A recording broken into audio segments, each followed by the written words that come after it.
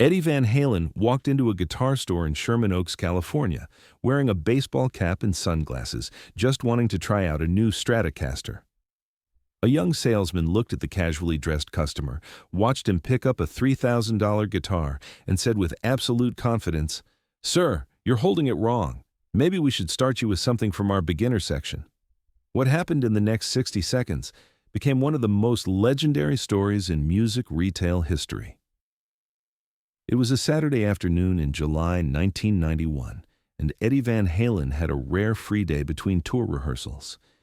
He'd been thinking about modifying one of his guitars and wanted to feel how a stock Fender Stratocaster compared to his heavily customized instruments. Not an Eddie Van Halen signature model, just a regular production Strat, the kind any guitarist could walk in and buy. He found Guitar Galaxy in Sherman Oaks, a mid-sized music store that catered mostly to weekend warriors and aspiring musicians. It wasn't the kind of place rock stars usually shopped.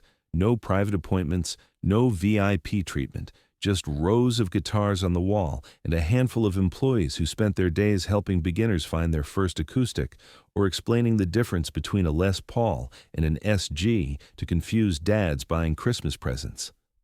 Eddie walked in wearing jeans, a faded black t-shirt, a Los Angeles Dodgers baseball cap pulled low, and sunglasses despite being indoors. He hadn't shaved in a few days. He looked like a guy who maybe played in a cover band on weekends or jammed in his garage after work, which was exactly what he wanted to look like. The store was moderately busy, a few teenagers trying out bass guitars in one corner, a middle-aged man testing acoustic guitars in another, and several customers browsing through the effects pedal section. Nobody looked twice at Eddie when he walked in. Eddie headed straight for the Stratocasters. He found a sunburst model that felt right, good weight, neck felt comfortable. He took it off the wall and walked toward one of the testing amplifiers. That's when he encountered Bradley Morrison. Bradley was 23 years old, had been working at Guitar Galaxy for 8 months, and took his job very seriously. He'd gone to music school for 2 years, could read sheet music fluently, and knew music theory inside and out. He considered himself a guitar expert, and part of his job, as he saw it, was making sure customers didn't damage expensive instruments through improper handling. When Bradley saw the casually dressed customer take down a $3,000 American Standard Stratocaster, he immediately went on alert. That guitar was one of their most expensive models. It shouldn't be in the hands of someone who looked like they'd struggle to make payments on it. Bradley approached quickly. "Sir, can I help you with something?" Eddie looked up and smiled. "Just wanted to try this one out. Nice guitar." Bradley noticed immediately how the customer was holding the instrument. His left hand was positioned oddly on the neck, not the classical position Bradley had learned in music school. His right hand was preparing to strike the strings at a strange angle. This guy clearly had no formal training. "Sir," Bradley said carefully, "I notice you're holding the guitar incorrectly. Your left-hand position is going to make it very difficult to properly fret the notes, and your right-hand technique isn't standard form." Eddie looked down at his hands, then back at Bradley. "This is how I've always held it." "Well, that might work for casual playing," Bradley said with the confidence of someone who'd gotten an A in Music Theory 101. "But that's not proper technique. If you're serious about learning guitar, you need to develop correct habits from the beginning." Eddie nodded slowly. "I see. What would you recommend?" Bradley launched into his explanation, physically adjusting Eddie's hands on the guitar. "Left hand needs to be more like this, thumb behind the neck, not wrapped around. Right hand should strike perpendicular to the strings, not at an angle. These are fundamentals. Without proper technique, you'll never be able to play complex pieces properly." "Complex pieces," Eddie repeated. "Exactly," Bradley said. "Look, I don't mean to be discouraging, but this is a professional-level instrument. It's designed for serious players. Maybe we should start you with something more appropriate for your skill level? We have some excellent beginner guitars in the $300 range. Much better place to start while you're learning proper technique." Eddie was quiet for a moment. "You think I need a beginner guitar?" "I think everyone benefits from learning fundamentals properly," Bradley said diplomatically. "That guitar you're holding, that's what professionals use. Players like Eddie Van Halen, for instance. He'd use a guitar like this, but he's spent decades mastering proper technique. Eddie tried very hard not to laugh. Eddie Van Halen has proper technique? Well, his technique is unorthodox, Bradley admitted, but he's earned the right to break the rules. You have to learn the rules first before you can break them effectively. That's what I learned in music school. Music school, Eddie said, so you can play pretty well. I can read any piece of music put in front of me, Bradley said proudly. Classical training. I can explain the theory behind why certain chord progressions work. It's not about playing fast, it's about playing correctly. That makes sense, Eddie said. Mind if I try this one anyway, just to feel what a professional guitar is like? Bradley hesitated. This customer clearly didn't know what he was doing, but he seemed nice enough. And technically, any customer was allowed to try any guitar as long as an employee was supervising. Okay, but please be careful with it. And let me show you the proper way to... Eddie plugged the Stratocaster into the nearby amp and adjusted the volume. Then, without warning, without warming up, without any preparation, he played the opening notes of Eruption. The sound that came out of that amplifier made everyone in the store stop what they were doing. Eddie's fingers moved across the fretboard at impossible speeds, executing the tapping technique he'd invented, the technique that had revolutionized rock guitar in 1978. The notes cascaded in perfect precision, each one crystal clear despite the velocity. His right hand was doing things that didn't look possible. His left hand was moving in ways that defied every rule Bradley had just explained, and it was the most beautiful guitar playing Bradley Morrison had ever heard in person. The entire store had gone silent. The teenagers stopped playing their bass guitars. The middle-aged man put down his acoustic. The customers at the effects pedals turned around. The other employees stopped what they were doing. Eddie played for 60 seconds, not the full 4-minute version of Eruption, just the opening section, just enough to make his point. When he stopped, the silence in the store was deafening. Bradley's face had gone from confused to shocked to horrified to completely pale. His mouth was hanging open. Eddie took off his sunglasses and looked at Bradley with kind eyes. Still think I need the beginner section? Oh my God, Bradley whispered. You're Eddie Van Halen, Eddie said gently. And you're right about one thing. I do hold the guitar wrong, according to music school anyway. But it works for me. The store erupted. The other customers recognized Eddie now that he'd taken off the sunglasses. The teenagers rushed over asking for autographs. The middle-aged man looked like he might faint. The other employees were staring in disbelief. But Eddie held up a hand, quieting everyone down. He looked at Bradley, who appeared to want the floor to swallow him whole. Bradley, Eddie said, reading his name tag. Can we talk for a minute? Bradley nodded mutely, mortified beyond words. Eddie led him to a quieter corner of the store. Hey, you weren't wrong about technique being important. Classical technique, music theory, all that stuff.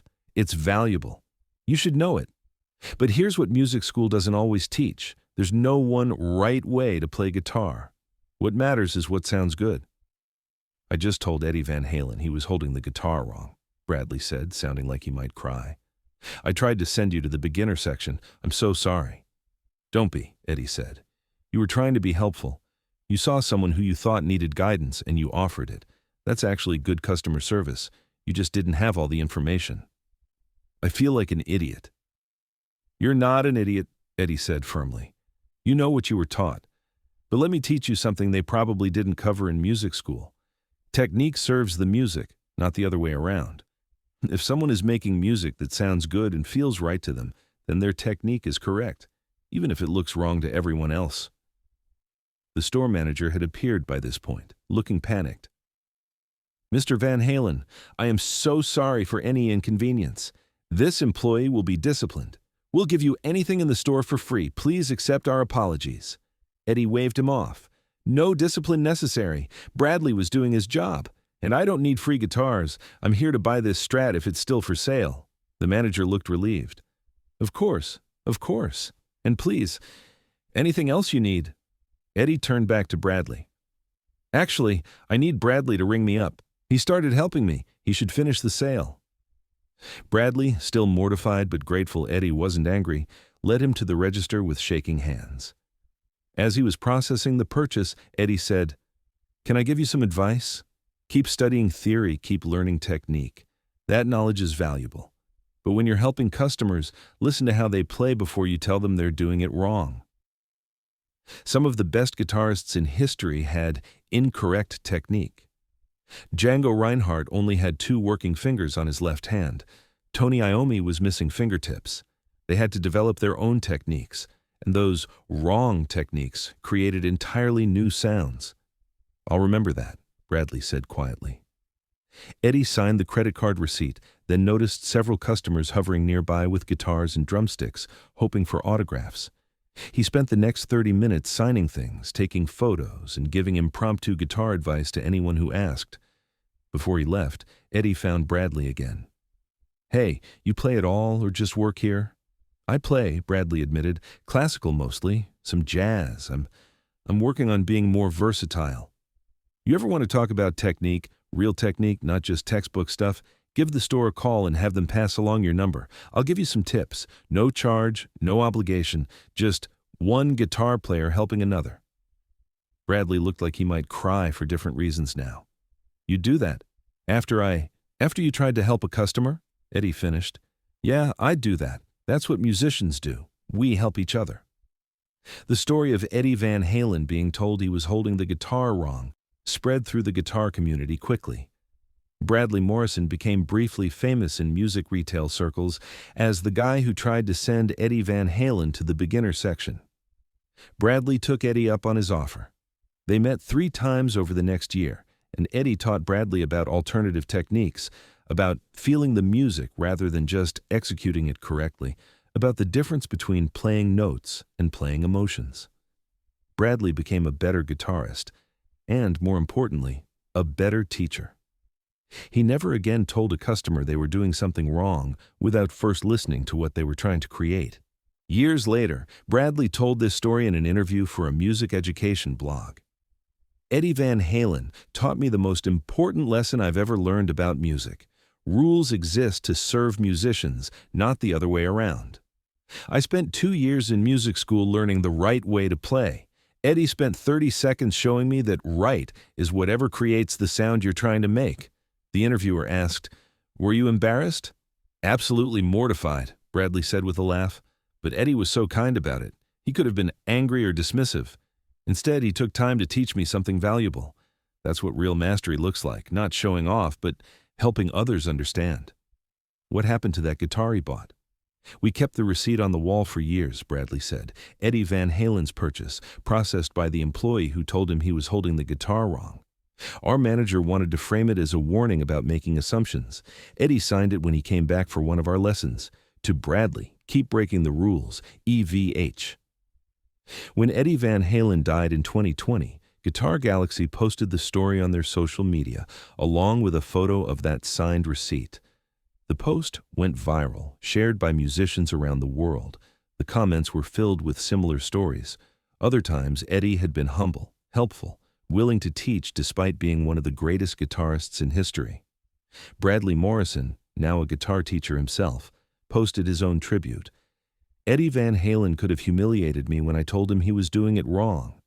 Instead, he taught me that there's no one right way to create music.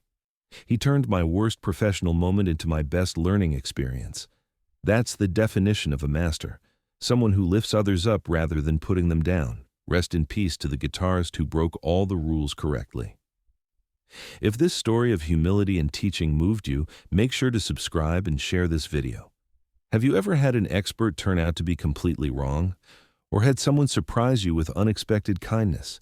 Share your stories in the comments below, and remember, the rules are there to help you, not control you.